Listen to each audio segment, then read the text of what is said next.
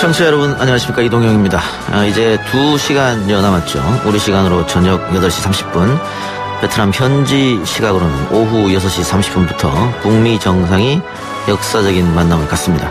지난해 6월 12일 싱가포르 북미 정상회담 이후 8개월 만에 재회인데요. 두 정상이 어떤 식으로 만나게 될지, 또 만나서 무슨 얘기를 나눌지 온갖 추측과 분석이 쏟아지고 있습니다. 본격적인 의제 협상과 회담은 내일부터 진행될 것으로 보입니다만, 두 정상이 하노이 도착 전부터 회담에 대한 기대를 키운 만큼 1차 때보다는 진전된 결과가 나오지 않겠느냐라는 분석이 많이 있는 것도 사실이죠. 역시나 관심은 북한의 비핵화 실행 조치와 미국의 상응 조치 사이의 조합인데, 냉전 종식과 한반도 평화 번영으로의 길, 아직은 험난한 것 같기도 합니다. 오늘 이동행의 뉴스 정면 승부는 2차 북미 정상회담을 맞이하면서 특집으로 준비했습니다. 북미 두 정상의 하노이 첫날 주요 행보와 곧 시작될 2차 정상회담 전망에 대한 정치, 경제, 문화 각계의 의견을 들어보겠습니다. 이동행의 뉴스 정면 승부 2차 북미 정상회담 특집 자담 시작하겠습니다.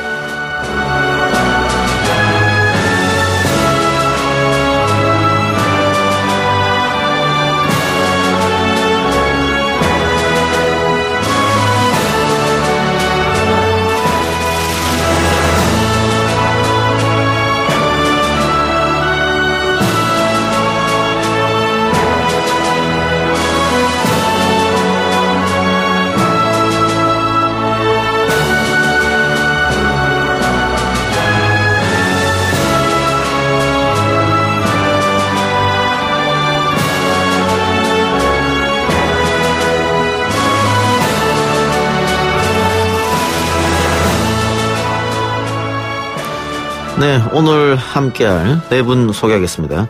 경상대학교 통일평화연구센터 소장 박종철 교수 나왔습니다. 어서 오십시오. 안녕하세요. 또 한반도 평화시대에 문재인 정부가 역정을 두고 있는 신남방 정책과 아산의 국가 역할에 대해서 설명해 줄 분, 아산정책연구원 이재현 선임연구위원 나왔습니다. 어서 오십시오. 네, 안녕하십니까. 베트남 출신 방송인 응웬티 타나 씨 나왔습니다. 네, 안녕하세요. 남북 통일을 꿈을 안고 정치를 시작한 분, 더불어민주당 정청래 전 의원 나왔습니다. 어서 오십시오. 네, 안녕하십니까. 예. 자, 우리 응웬티 타나 씨. 네. 그 베트남에는 이렇게 응으로 시작하는 이름이 많은 것 같습니다. 응웬요. 응웬. 네, 응웬성. 그 우리나라로 하면 뭐 김씨 이름? 김씨, 네, 맞습니다. 그런 거예요? 네. 네, 굉장히 많은데. 제가 타나 씨라고 부르면 되겠죠, 줄여서? 타나, 네. 예, 이름 타나 씨. 타나입니다. 예. 우리 타나 씨 고향은 어디입니까? 저는 하노이 출신입니다. 지금 그러면 북미 정상을 막 하는 장소네요. 네. 느낌이 좀 남다를 것 같아요. 뭔가 솔직히 저는 외국에 있으니까 그렇게 와닿지 않지만 그래도 지인 그 말대로 들으니까 되게 잘 두근거리면서 잘 준비되어 있습니다. 그 하노이에 있는 친구들 혹시 또 친지들을 네. 통화해봤습니까? 해봤죠. 예. 네. 뭐라고 해요? 뭔가 일단은 통제 좀 심한다. 일단 컴플레인 좀 들었어요. 컴플레인 좀 있어요? 네. 예. 통제 좀 심하고 그리고 하는 시기에 문 닫는 시간을 더 일찍 이렇게 규정되어 있어요. 그래서 조금 그런 불편함이 있는데 근데 되게 긍정적인 결과를 기다리고 있습니다. 아무래도 뭐 경호 문제 이런 것 때문에 그쵸. 통제가 조금 강화된 것 같네요. 네네네. 그런 불만이 좀 있었다. 네. 다나 씨는 한국 오신 지 얼마나 되셨어요? 저는 이제 8년 됐습니다. 8년. 한국어가 상당하시네요. 아, 감사합니다. 네. 예, 자 일단 정 의원님. 네. 기대를 해봐도 되겠죠? 제가 이미 지난주에 제2차 하노이 정상 선언문을 예측해서 지금 다 발표를 제가 페이스북에 해놨습니다. 예. 그대로 될 것 같아요. 여기서 좀 설명해 주시죠. 정상 선언문에는 사찰, 폐기, 검증 이런 단어는 양국 체면상 잘 쓰지는 않을 것 같고 그래서 국제 수준에 맞는 이행 조치 이런 정도로 좀 순화시켜서 아마 나올 것 같고요. 그리고 연락사무소 설치는 뭐 거의 기정사실화 됐고 그리고 종전선언이라는 단어를 쓸지 안 쓸지는 모르겠는데 그동안의 체제를 마감하고 평화체제로 간다. 종전체제를 마감하고 평화체제로 이행한다. 하는 정도의 합의문은 충분히 나올 수 있을 것 같다. 예. 이런 거고 과연 이제 선언문에 영변 핵시설이라는 단어가 들어갈지 안 들어갈지는 저는 잘 모르겠어요. 그것까지는 정확하게 예측을 못하겠지만 어쨌든 완전한 비핵화는 김정은 위원 계속 언급한 말이거든요. 예. 근데 최근에 저는 트럼프의 트위터 중에서 가장 재밌는 트윗을 봤어요. 예. 뭐 그리고 앞으로 희망적이고 뭐 완전한 비핵화고 다 할 거라고 쓰고 나서 without it 그런 것이 없다면 이러면서 뭐 더 대북 제재를 강화할 거다 이렇게 얘기했는데 그것은 다분히 대내용이다. 미국 정치. 그렇기 때문에 저는 모든 것이 잘 될 것 같고 특히 기념주화를 보면서 성공 예감뿐만 아니라 성공 확실. 기념주화를 그렇게 한글로까지 내면서 예. 완전한 비핵화도 거기다가 이제 기념주에 담았는데 저는 충분히 성공을 할 것 같다는 예감이 확 들었습니다. 예. 자, 박 교수님. 1차 정상회담 있고 나서 미국 조화에서 트럼프가 빈손으로 돌아왔다. 이런 비판이 좀 있었거든요. 1차 때보다는 분명히 좀 긍정적으로 바라봐도 되겠죠. 어떻습니까? 1차 정상회담이 빈손으로 돌아갔다라는 것은 굉장히 동의할 수가 없고, 예. 오늘 샌더슨 전 대통령 후보 같은 경우에도 핵을 이번에 가지고 오면 굉장히 긍정적이다. 긍정적인 평가를 했습니다. 또 미국 하원 의원 18명이 종전선언에 대한 이 결의안을 냈는데 미국 내에서도 이 부정적인 여론만 있는 게 아니라 상당히 긍정적인 여론이 조금씩은 이제 확산이 되는 분위기가 있습니다. 1차 우리가 합의를 본 내용 4가지를 보면은요. 첫 번째는 비핵화인데 지금 풍계리하고 동창리가 파기가 됐습니다. 상당한 진전이죠. 예. 그다음에 또 하나는 북미 관계 개선입니다. 북미가 악수를 하고 또 긴 대화를 갖다가 하고 특사가 왔다 갔다 하는 상황입니다. 예. 친석 한 8번, 9번 왔다 갔다 했죠. 예, 굉장히 많은 친서가 왔다 갔다 합니다. 예. 또 남북 관계를 개선하라고 했는데 지금 하늘과 바다와 땅에서 지금 비무장화가 진전이 되고 있습니다. 또 며칠 전에는 임진강 하구에서요. 남북이 공동 수로에서 예. 어업 활동을 하고 있는데 굉장히 큰 진전을 했다. 그다음에 마지막으로 공동으로 유해 발굴을 한다고 했는데 예. 기존에 발굴된 유해를 갖다가 미국으로 봉환을 했고 또 추가적으로 장진호 전투 중에 죽었을 것으로 추정이 되는 미국 유해도 수천 구 정도로 예. 발굴을 하기로 미국에서 제안을 했는데 이 이상 굉장히 좋을 수가 없다고 생각하기 때문에 예. 저는 적극적으로 좀 평가를 하고 있습니다. 아니 근데 빈손회담 인정할 수 없다고 말씀하시지만 어쨌든 미국 내에서 그런 비판이 있었기 때문에 제가 질문을 드려본 거고요. 그러니까 트럼프가 예. 싫기 때문에 트럼프가 싫다라는 표현이지. 결과적으로 트럼프가 싫어서 그렇게 나온 것이다. 예, 한반도에서 성과가 없었다라고는 말은 아닌 것 같습니다. 이 박사님 어떻게 생각하십니까? 저도 비슷한 생각이거든요. 다만 이제 1차 정상회담에서 좀 애매모호한 부분들이 있었다라는 거죠. 워딩이라든지 북한하고 미국 사이에 예. 서로 다르게 해석을 할 수 있는 여지가 있었던 부분들이 좀 있지 않았었나. 그리고 미국 안에서 이런 것들이 좀 논란이 되기도 했었다라는 생각이거든요. 이번 2차 정상회담에서는 좀 이런 것들이 좀 깔끔하게 해결이 됐으면 좋겠다. 그런 생각을 좀 가지고 있습니다. 예.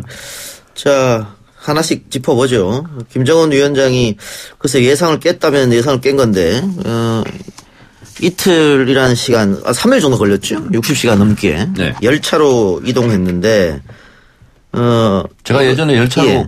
갈 것 같다고 얘기했잖아요, 여기서. 기억이 좀 안 나는데요. 그래요. 어쨌든 열차로 이동한 거는 결과적으로는 성공했다. 주목을 많이 받고 있잖아요. 탁월한 선택이죠. 탁월한 선택이다. 열차로 이동한 것을 여러 가지로 좀 얘기해 볼 수 있는데 첫 번째는 뭐냐면 역사적 향수를 불러오는 거죠. 김일성 주석이 베트남에 2번 갔을 때도 광저우까지는 기차를 타고 갔다 이제 하노이로 갔었는데 원래 우리 베트남 분이 계시니까 사실 확인을 한번 해 주시기 바랍니다. 김일성 주석이 베트남에 갔을 때 호치민 주석이 뭐라고 얘기했냐면 나보다 나이는 좀 어리지만 혁명 지도자로서는 나보다 더 훌륭하다. 이렇게 이제 극찬을 호치민 주석이 했거든요. 그리고 북한이 베트남은 3번째로 수교를 맺은 국가예요. 소련, 중국 그다음에 이제 베트남인데 베트남과 북한이 미국과 전쟁한 국가 아닙니까? 예. 그래서 베트남 모델을 상당히 북한으로서는 선호하는데 그러한 김일성 주석과 호치민 주석의 만남을 역사적으로 회상하고 또 며칠 동안 세계 뉴스 이목을 집중시키지 않습니까? 예. 그리고 이제 무엇보다도 북한 지도자들은 전통적으로 비행기를 잘 안 타요. 왜냐하면 북한 지도자들은 그 사람 자체가 국가이기 때문에 조금이라도 안전에 위협을 느낄 것 같으면 안 되거든요. 그래서 비행기보다는 원래부터 전통적으로 이제 기차를 다 하는 거죠. 그런 면에서 봤을 때 열차 이동은 당연한 선택이고 탁월한 선택이었다 그렇게 생각합니다. 우리 타나 씨는 베트남에서 학창 시절 보냈을 거 아니에요? 네네네. 혹시 학교 다니면서 북한이 베트남전에 참전했다 뭐 이런 것들 배운 적 있어요? 배운 적이 그런 건 없고. 네. 제가 가르쳐 드리겠습니다. 북한에서 공병하고 공군이 지원을 갔어요. 그래서 북한군이 이제 미국의 헬기, 비행기 있지 않습니까? 비행기를 이제 고엽제도 뿌리고 하는데 29대를 격추시켰습니다. 북한이. 그리고 14명이 전사를 했거든요. 그래서 베트남으로서는 굉장히 도움을 많이 받았어요. 북한한테. 뭐 공식적으로는 참전했다 얘기는 안 합니다만 실제적으로 참전했으니까. 네. 베트남에 있을 때 북한에 대한 이미지랄까요? 북한에 대한 이미지는 조금 뭔가 좀 신비로운 나라? 이게 좀 개방하지 않으니까 그래서 문 닫고 있으니까 특히 또 핵도 가지고 있는데 그래서 위협하면서도 근데 또 같은 제도 있잖아요. 예. 베트남 웬만하면 다 친근 나라의 그런 전략이 있는데 근데 뭔가 조금 왕래가 좀 어려운 그런 나라다. 네, 그렇게 생각한 것 같아요. 베트남에서는. 조금 신기한 나라다 생각했다. 90년대 전후에서 두 나라 사이가 좀 틀어졌어요. 네, 그런 것 같아요. 왜 그러냐면 베트남이 이제 미국하고 수교를 했지 않았습니까? 그러면서 사회주의 국가 차원에서 배신자 아니냐 베트남이 이런 생각도 좀 갖게 됐고 그리고 또 베트남이 또 캄보디아 침공도 하고 뭐 이런 일이 있어가지고 좀 안 좋았죠. 그래서 지금 김정은이 열차로 이동하는 중간에 이제 쉬는 장면이 일본 방송 카메라에 찍혔거든요. 뭐 담배 태우는 장면, 재떨이에 뭐 이렇게 재를 떠는 장면 이런 게 나왔는데 우리 언론이 그걸 너무 자극적으로 보도하는 거 아닌가 이런 생각이 좀 들었는데 의원님 어떻게 생각하세요? 김정은 위원장이 할아버지 코스프레를 많이 하거든요. 그 나이에 중절모를 쓴다거나 그리고 또 흡연을 한다거나 이제 그렇긴 한데 대단한 애연가인데 담배 피우고 하는 것이 뭐 아무렇지도 않잖아요. 이상하지도 않고. 그리고 또 김여정 부부장이 재떨이를 이렇게 갖다 주셨잖아요. 그러니까 예를 들어서 그 담배를 핀 것을 거기에 버리잖아요. 그러면 누가 주워다가 그 분석을 할 수가 있거든요. DNA. 그래서 당연히 그 담배는 회수를 해야 되는 거고 그걸 김여정 부부장 동생이 했다는 게 너무 자연스러워요. 만약에 다른 나이 드신 어떤 어르신 같은 분이 했다 그러면 상당히 좀 버릇없는 거 아니야? 싸가지 없는 거 아니야? 이렇게 얘기를 할 수 있는데 저는 김여정 부부장이 잘했다 이렇게 생각해요. 예. 자연스럽고. 이재현 박사님. 아까 우리 타나 씨가 베트남에 있는 지인들하고 통화를 했는데 조금 불만을 표시했다. 통제하고. 그런데 지금 2차 정상회담 베트남뿐만이 아니고 다른 여러 국가가 우리나라에서 좀 해달라 요청이 많았잖아요. 특히 이제 동남아시아가 더 했는데 이런 빅 이벤트를 개최하면 어떤 점이 좋기 때문에 다들 개최하려고 하는 것이죠. 첫 번째 정상회담 개최했던 싱가포르를 좀 한번 봐야 될 것 같은데요. 싱가포르이 정상회담 개최하는데 북한 쪽에서 오는 비용들을 다 댔잖아요. 그게 뭐 130억 정도 됐다라고 이야기를 하는데 사실 싱가포르이 그럼으로써 정상회담 기간 중에 국제적인 미디어에 노출된 것만 따져도 그거에 따른 국가의 인지도 상승 이런 거 따지면은 그거의 20배에서 40배까지 계산을 하거든요. 근데 싱가포르는 이미 많이 알려져 있잖아요, 국제사회에. 베트남 같은 경우에는 아무래도 싱가포르보다 좀 적지요. 그랬을 경우에 한 일주일 정도 베트남에서 정상회담이 열린다. 그리고 전 세계 미디어가 모여가지고 그거를 찍고 베트남 여기저기 보여주고 하는 거를 통해서 베트남이 얻을 수 있는 그런 홍보 효과는 국가적인 홍보 효과는 엄청난 거죠. 그것뿐만 아니라 이 정상회담을 개최하고 정상회담이 우리 다 바라듯이 이제 결과가 아주 좋게 나왔다. 그랬을 경우에 그 북한과 미국을 모아서 정상회담을 개최했던 장소인 베트남은 지역에서 이제 평화 문제를 주도하는 이런 세력으로서 자리매김할 수 있고 아세안 안에서도 발언권도 훨씬 세질 수 있죠. 봐라 우리가 이런 걸 해냈다라는 차원에서. 그렇군요.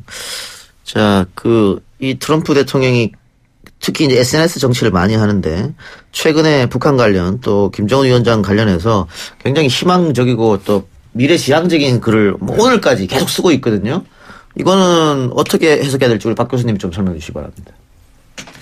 예, 트럼프 대통령도 지금 2017년을 보면은요, 김정은 위원장하고 서로 간에 굉장히 정상으로서는 할 수 없는 말들을 많이 하셨던 분이죠, 서로 간에. 늑다리 미치광이라든가, 로켓맨이라든가, 그렇게 썼었는데, 2018년도부터는요, 굉장히 어조가 바뀌었습니다. 그래서, 이번에는요, 우리는 친구다라는 이야기까지 나왔습니다. 물론 미국과 북한이 아직 친구라고 보기에는 다소 좀 부족한 면이 있는데 대화가 지금 굉장히 할 준비가 되어 있고 정청래 의원께서도 말씀하셨지만은요. 지금 합의문이 한 90% 이상, 95% 이상 나왔기 때문에 굉장히 만족감을 표현하는 것 같고 또 김정은 위원장을 축해 세워줘야 북한 내부에서도 회담에 동력이 있거든요. 북한도 뭐 우리가 단일한 체제같이 보이지만은요. 회담에 반대하는 특히 이제 군인들 같은 경우에는 자기들의 입지가 축소가 됩니다. 작년 같은 경우에도 북한 군의 많은 부분이요. 건축 부분으로 옮겨갔습니다. 군인들이 그 건축 부분으로 이동한다는 것은 일부분은 또 반대하는 부분도 있기 때문에 북한 내부에 있어서의 대화의 동력을 추동하는 그런 제스처를 취하고 있다라고도 분석이 됩니다. 예. 그러니까 저것을 뒷받침할 말씀을 제가 드리면 노동신문에서 2월 13일자인가요? 기고문 오은서라는 사람이 기고문을 통해서 완전한 비핵화는 되돌릴 수도 없고 물러갈 수도 없다. 그 얘기는 뭐냐면 북한 내부가 아무리 1인 칩의 체제 당중심 국가를 할지라도 이견이 있을 수 있거든요. 그래서 우리는 진짜로 비핵화로 간다. 그리고 딴소리 하지 마라. 이런 강력한 제재를 하는 메시지를 이제 낸 거죠. 기고문을 통해서. 그게 곧 김정은 위원장의 생각이라는 것을 다시 한번 이제 강조를 했고 그래서 김정일 국방위원장 때는 선군 정치, 군을 앞세우는 정치를 했거든요. 그런데 2018년 4월 제7기 중앙위원회 3차 전원회의에서 핵경제 병진 노선에서 우리는 경제발전 노선으로 간다 하는 점을 다시 한번 재천명했기 때문에 지금 뭐 죽으나 사나 이길 밖에 없어요. 김정은 위원장. 또 트럼프 대통령도 어쨌든 재선에 성공하려면 이것만한 좋은 호재가 없기 때문에 저는 오늘 내일 만남에서 모든 것을 김대중 대통령 때는 일괄 타결 방식이라고 했거든요. 일괄 타결이 안 된다 할지라도 트럼프 대통령 말처럼 이번이 마지막이 아니다. 그러면 가을쯤에 3차 정상회담이 또 열릴 수도 있는 거죠. 그러면서 계속 드라마 연속극 하듯이 트럼프 대통령은 이 한반도 평화 완전한 비핵화 수교 문제 이런 문제를 계속 정치적인 업적으로 이어나갈 것 같아요. 예. 자, 광고 듣고 계속 할게요.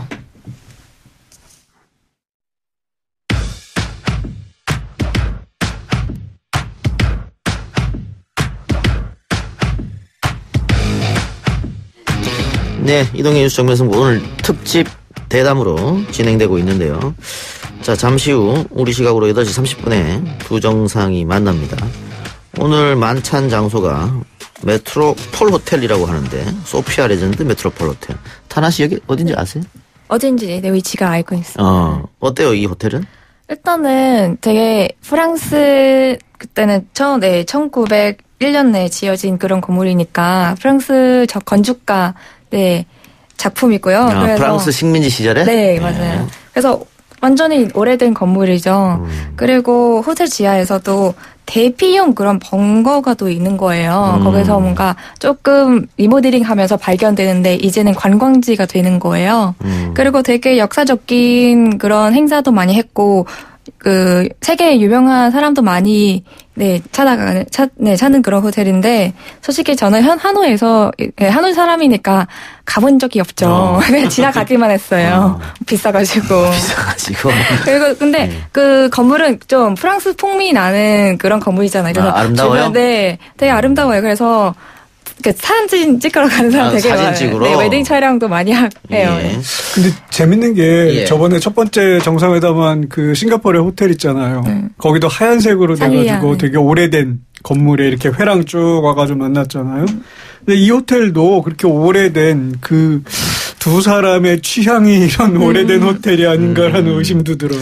그럼 그때 싱가포르처럼 또 두 사람의 산책 이런 것도 기대해 보면 됩니까? 뭐 준비하고 있는 것 같은데요, 지금 그림들을 보면. 베트남이 이번 회담의 그 주최국으로서요, 굉장히 의전이라든가 또는 이제 양 정상이 회담에 몰입할 수 있게 많은 분위기를 만들어내는 것이 아닌가라고 맞아요. 생각을 합니다.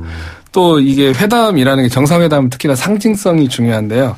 좀 이제 의미심장한 게 1954년도에 제네바 협상을 통해 가지고요. 그 베트남이 남북으로 분단이 됩니다. 그리고 나서 이 메트로 호텔을 갖다가 통일 호텔 베트남 말로 통일 맞아요. 호텔로 이름을 바꿉니다.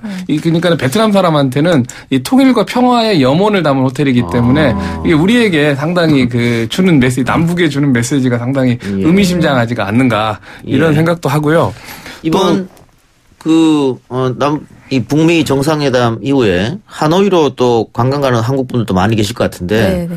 이왕 방송에 나왔으니까 타나 씨가 네. 하노이에 지금 가면 유튜브에서요. 예. 타나 씨 모습을 보고 베트남의 김태희라고 감사합니다. 지금 댓글 달렸어요. 지금. 감사합니다. 타나 씨가 봤을 때 베트남이 하노이에 가면 네. 꼭 방문해야 될 것이라든가 네. 또 맛집이라든가 거 있으면 소개 좀 해주세요. 네, 솔직히는 하노이 가면은 무조건 환겜 근처에 찾아갈 것 같아요. 어디요? 환겜 환겜? 호수라는 호수. 네, 아. 호수예요. 거기서 아무래도 도심이고 헛플레스예요. 주변에도 그 베트남 전통 계란 커피 커피숍도 있거든요. 거기 주변에도 뭐 반미 파는 가게, 쌀국수 파는 가게 맛집이 너무 많아가지고 그리고 따히이라는 거리가 있는데 맥주 거리거든요. 거기서 맥주 마시면서 또 그 길거리 음식 드시는 게 너무 길거리 좋아요. 음식. 네. 예. 가격이 또 비싸지 않죠, 길거리 음식. 완전히 싸요. 네. 이제 베트남에 이제 이번에 국제적 위상이 많이 올라가고 사람들도 많이 갈 것 같아요. 저는 사실은 싱가포르 북미 1차 정상회담 하기 전부터 베트남에서 해야 된다. 계속 저는 주장을 했거든요. 그리고 이번에 또 네 장소가 나왔을 때도 베트남에서 해야 된다. 왜냐하면 베트남에서 하는 것 자체가 메시지예요. 왜냐하면 북한으로서는 베트남식 개혁 개방으로 간다 하는 거고 미국의 입장에서는 베트남처럼 북한 잘해줄게 우리가 이런 거거든요. 그러니까 북한과 베트남이 공통점이 여러 가지가 있는데 아까 그 1954년 분단 얘기했지 않습니까? 그 17도 분단이 사실상 미국이 두동강 낸 거거든요. 우리가 38선으로 분단이 됐듯이. 근데 그것도 모자라서 하여튼 통킹만 사건을 일으켜서 미국이 뭐 하여튼 침공을 했지 않습니까? 전쟁을 하고. 그런데 이제 베트남이 그런 속담이 있다면서요. 물나간 적은 뒤쫓지 않는다. 그래 있어요. 네. 그래서 상당히 대인배다운 거거든요. 그래서 베트남으로서도 좋고 또 미국으로서도 베트남 같은 프로세스를 밟아줄게 이런 거고 또 북한으로서는 김일성 주석과 호치민이 건국의 영웅처럼 지금도 아직도 존경을 받지 않습니까?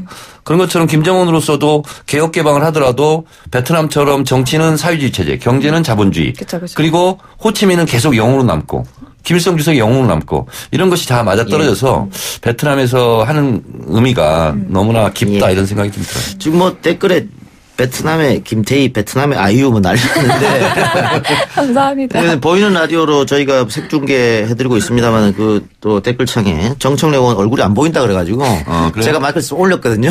지금 아예 안 보이게 됐습니다. 제가 더 막아버렸어요. 아예 안 보여서 이제. 네. 제가 여기 오기 전에 정청래 TV에 동시 접속이 한 1,500명 정도 항상 들어오는데 네. 이쪽으로 들어오라고 지금. 잘하셨습니다. 제 팬들이 지금 들어와 있는 거예요. 진짜요? 예, 근데 김정은 위원장은 어제 오전에 도착, 트럼프 대통령은 어제 밤에 도착했잖아요. 우리가 상식적으로 그러면 그 조찬이나 오찬부터 시작할 것 같은데 만찬으로 시작한단 말이죠. 만찬으로 시작하는 어떤 이유가 있을까요?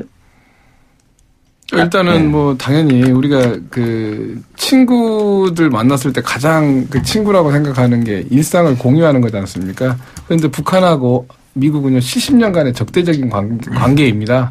네. 그리고 일단은 김정은 위원장이 열차를 통해서 왔는데 아마도 열차에 이제 보안 통신을 통해서 연락을 했다고 치더라도요, 이 회담의 마지막 조율을 할 만한 그런 보안 시설을 아마 북한이 갖추기는 힘들 거라고 생각을 합니다. 아마 베트남 하노이에 도착을 해가지고 일단 대사관에 들어가가지고요, 대사관의 전용선을 통해가지고 지금까지 이제 회담이라든가 북한 국내에 일어난 일들을 좀 종합 정리를 하고 또 만찬만 있는 게 아니라 아마 만찬 전에 트럼프 대통령과 이제 핵심적인 쟁점 몇 가지는 토론을 하자 이렇게 전망이 됩니다. 예. 그리고 이제 프렌드십을 이제 과시하기 위해서 일상을 공유하는 거죠. 일단은 식사를 하면서 내일 회담을 마지막 조율을 하지 않을까라고 생각이 듭니다. 지금 보도를 보면 3+3 형식으로 진행된다고 하는데 여기서 뭐 프렌드십을 좀 보일 것이다 했는데 지금 참석 예정자들은 누구와 누구인지 다 나왔습니까? 예, 조금 전에 결정된 것 같은데 처음에 뭐 이제 북한 쪽에서 한 사람이 한 자리가 결정이 안 됐었잖아요. 김여정이 들어갈 거냐, 뭐 누가 들어갈 거냐 그랬는데 지금으로서는 리용호가 들어가는 걸로 결정이 난 것 같은데요. 리용호로. 예, 그러면 김영철, 김정은, 리용호 이렇게 되는 거네요. 미국은 폼페이오 예. 그리고 비서실장 이렇게. 볼턴 국가안보보좌관, 흔히 말하는 매파라고 하지 않습니까? 하노이로 출발했다고 하던데 만찬에는 아마 참석 안 한 것 같아요. 아니 이제 3대3, 예. 3+3 거기는 볼턴이 안 오고 예. 이제 확대 정상회담 할 때는 당연히 들어가겠죠. 그 강경파인 최선희하고 볼턴이 둘 다 싹 빠져버린 거 아닐까 이번에. 아. 그러니까 그 강경파를 앞에다 내놔가지고 혹시라도 무슨 잡음이 나거나 이런 거를 좀 우려했을 수도 있을 것 같은데 그랬다면 오히려 그게 반증하는 거는 뭐냐면 둘이 이야기가 잘 되고 있다라는 반증이 아닐까 그런 예. 추측도 예. 좀 해봅니다. 그러니까 이번이 성공적인 회담이 될 수밖에 없다 하는 것을 제가 예감한 또 하나의 이유가 뭐냐면 비건과 그리고 김혁철 라인을 가동시켰고 거기에다 전권을 이임한 것 같아요. 그러니까 볼턴이라든가 예를 들면 김영철까지 좀 관습적이고 북한에서 이제 형식주의, 요령주의라고 하거든요. 근데 관성이 붙었기 때문에 좀 빠져. 그리고 나 비건하고 김혁철하고 정권 줄 테니까 수시로 보고하고 지시받아. 그래서 굉장히 일이 잘 된 것 같아요. 그래서. 예. 보통 이런 정상회담이 있으면, 대부분 며칠 전에 다 결정나고, 정상들은 만나서 사인만 하는 거잖아요. 그런데, 아직도 뭐 논의가 한다, 뭐 이런 얘기가 있던데, 어떻게 생각하십니까? 아직도 논의가 있다고 보십니까? 그러니까는 이제 저희가 1차 회담에서 이제 1차 그 싱가포르 회담 이후에 교착 상태가 됐던 이유가 몇 가지가 뭐냐면은요. 이제 톱다운 방식이기 때문에 이제 김정은 위원장과 트럼프 대통령 굉장히 강한 의지로 비핵화 평화 체제를 만들려고 하는데 실제로 뭐 국방부라든가 외교부하고 조율하는 과정에서는 굉장히 복잡합니다. 고위급 이 관료들은. 그래서 이번에 이제 비건과 김혁철이라는요, 직접 대통령에게 그 대통령의 라인들인 사람들을 투입을 한 것 같아요.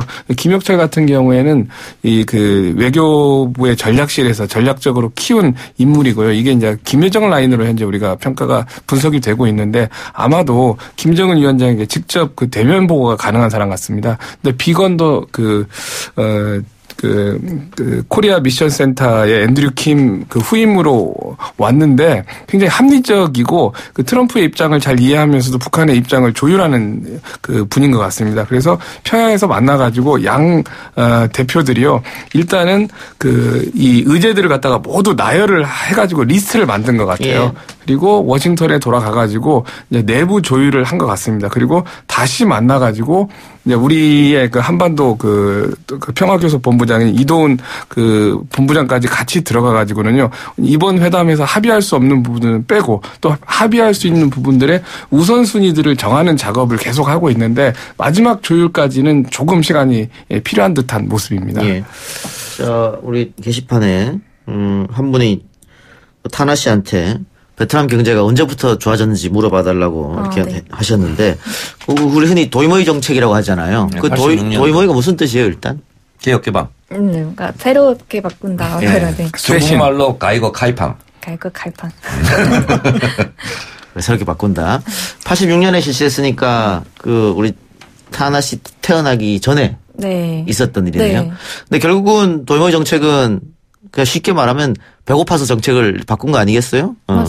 그러면 피부로 느꼈던 경제 발전이랄까요? 아니면 부모님 세대랑 우리 세대랑 달랐던 점이랄까요? 좀 설명해 주시기 바랍니다. 저희 오빠가 그때는 태어났어요. 그래서 그때 태어났는데 그러니까 먹을 우유가 없었어요. 그래서 연유로 먹어가지고 예. 네 베트남 연유도 이제는 연유 커피도 유명하잖아요. 예. 연유 먹어가지고 그래서 맨날 오빠가 엄마한테 엄마 때문에 이제 키가 작다고 연유 사 먹고 그래서 그런데 또 엄마 말대로 또 예전에는 피오로 쌀을 싸고 막 비누도 막 다 표로 이렇게 나눈 거예요. 또 쌀도 노트 있거든요. 그 노트가 쌀 받으면은 노트 가지고 거기 가서 또 도장 찍고 받을 수 있는. 배급표. 네, 배급 그런 제도가 있었고 되게 그때는 그러니까 뭔가 되게 힘들었던 건데 근데 되게 뭔가 힘들었으니까 이게 좀 기억이 남는 것 같아요. 그래서 베트남이 이제는 조금 배급 제도에 생각나는 그런 제험? 그러게도 많이 만들고 있어요. 지금은 배급제대가 없어요, 그러면? 네, 없어요. 그러니까 타나 씨가 태어나기 전에 네. 어떤 일이 있었냐면요. 네. 베트남에 전쟁이 끝나고 3년 후에 77년도부터 네. 미국 그때 카터 대통령이었어요. 인권 대통령이라는 네. 분. 근데 미국은 라이언 일병 구하기처럼 전쟁 나면 자기 군인들은 위험에 처한 구하거든요. 근데 이제 유해라도 이제 가져가는 거거든요. 그래서 유해 송환을 해달라. 이걸로 이제 제안을 해요. 카터 대통령이. 그런데 베트남이 대인 배처럼 좋다 하자. 이렇게 돼서 두 나라가 관계가 좋아지기 시작한 거예요. 네. 그러다 보니까 베트남에서 이제 유해를 송환하고 그러니까 미국에서는 이제 베트남을 좋게 생각하잖아요. 네. 전쟁을 치렀지만. 네. 그래서 도와줘요. 개혁개방 전에 뭘 도와주냐면 외자를 유치해야 되잖아요. 그러려면 뭘 가입해야 되냐면 IMF, 월드뱅크, 세계은행, 그다음에 WTO. 이걸 가입하려면 2년도 걸리고 3년도 걸리고 막 그래요. 네. 근데 미국이 막 입김을 넣어가지고 단시간 내에 가입할 수 있게 도와줘요. 그러면서 개혁개방이 되면서 외자가 유치되면서 베트남이 네. 경제가 발전하면서 타나시 같은 경우는 우리도 많이 먹고 그래서 예쁘게 된 거잖아요. 그렇잖아요. 그래서 지금 북한이 그걸 원하는 거예요. 그래서 북한하고 미국도 싱가포르 1차 회담 때 네 번째 유해 송환을 하자. 그래서 베트남 방식으로 지금 가고 있는 거예요. 예. 그 정 의원님 강의는 다음에 와서 하시고요. 아니 지금 좀 잘 모르는 것 같아요. 하나씩 얘기를 좀 듣고 싶어서 그 우리도 뭐 80년대 삼자 현상 이야기하고 또 뭐 IMF 때 이야기도 뭐 가끔씩 하고 그런단 말이죠. 그래서 혹시 베트남 젊은 친구들도 네. 도이모이 실행 잘했다. 그전하고 비교하기도 하고 막 혹시 그렇게 얘기합니까? 솔직히 젊은 사람들은 그러니까 특히 저희 세대는 잘 못 느껴요. 근데 저희 오빠 세대는 80년도에 태어나시는 분들은 그렇게 잘 느끼는데 뭔가 근데 진짜로 그 삶의 질을 바꾸는 그런 기회라서 가끔은 언론에서도 많이 나오고 있어요. 언론에서도 요즘은 많이 등장하고 있다. 네. 그래요. 알겠습니다. 그 언론 보도 보면은 김정은 위원장이 하롱베이를 갈 확률이 높다 그런데 하롱베이는 어떤 곳이에요? 할롱베이는 관광지예요. 그래서 유네스코도 인정받고 그리고 영화 유명한 헐리우드 영화도 나왔었던 장소이거든요. 그래서 뭔가 북한도 관광을 조금 개방하고 오픈하면은 사람들이 많이 찾아갈 것 같아요. 할롱베이 아니면은 닌빈 아니면 다낭도 되게 저는 꼭 가야 된다고 생각합니다. 다낭까지? 네. 저는 호치민 씨도 권유합니다. 호치민. 너무 멀잖아요. 그러면. 아니 근데 호치민은 꼭 가봐야 돼요. 예, 알겠습니다. 자, 우리가 지금 도이모이 정책에 대해서 이야기를 했는데 북한도 상당히 도이모이 정책에 대해서 많은 관심이 있는 것 같습니다. 노동신문에서도 소개를 했고.